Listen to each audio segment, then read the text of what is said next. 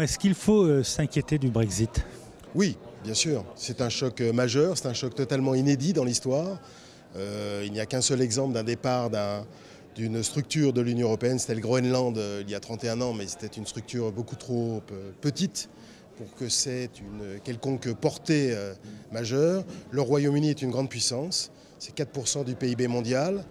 C'est un grand exportateur notamment de services, c'est un membre du Conseil de sécurité de l'ONU, c'est un membre du G8 et du G20 et c'est une grande puissance militaire et nucléaire, donc c'est tout sauf anodin.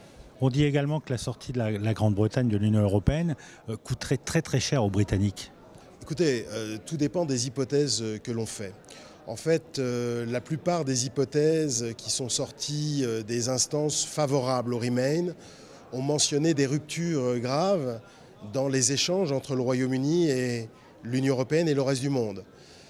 Personne n'en sait véritablement rien puisque personne ne sait quel va être le contenu et le timing des futures négociations commerciales qui auront lieu entre le Royaume-Uni et l'Union européenne, ainsi qu'entre le Royaume-Uni et les autres blocs régionaux comme les États-Unis, la Chine, les pays émergents. Donc tout dépend des hypothèses que l'on fait. Simplement, ce que l'on peut redouter, c'est les incertitudes qui vont entourer ces négociations futures. Tant que les entreprises, tant que les grands investisseurs internationaux ne sauront pas clairement où va le Royaume-Uni, il est bien évident que ces coûts d'incertitude vont coûter cher sur le plan des investissements directs étrangers vers le Royaume-Uni et même sur le plan de l'investissement, voire même de l'emploi britannique de la part des entreprises résidentes. Donc il y a beaucoup de risques, je dirais, plutôt que de coûts. Le coût, tout dépend des hypothèses que l'on prend.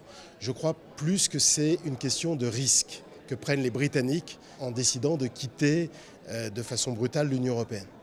En cas de sortie du Royaume-Uni, quelles seraient les conséquences pour les autres pays européens? Il y a d'abord les conséquences économiques traditionnelles, évidemment.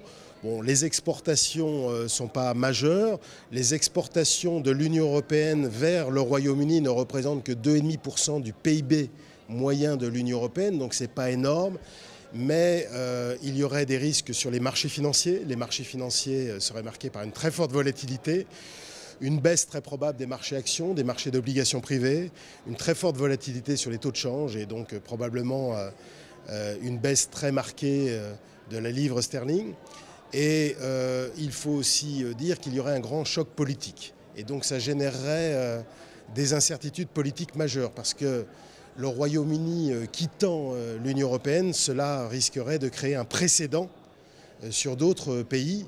Cela risquerait également de favoriser, on va dire, les formations dites populistes en Europe et donc de remettre en cause à terme les projets d'intégration et même l'existence même du marché unique européen et donc de réduire considérablement les perspectives de croissance à moyen terme.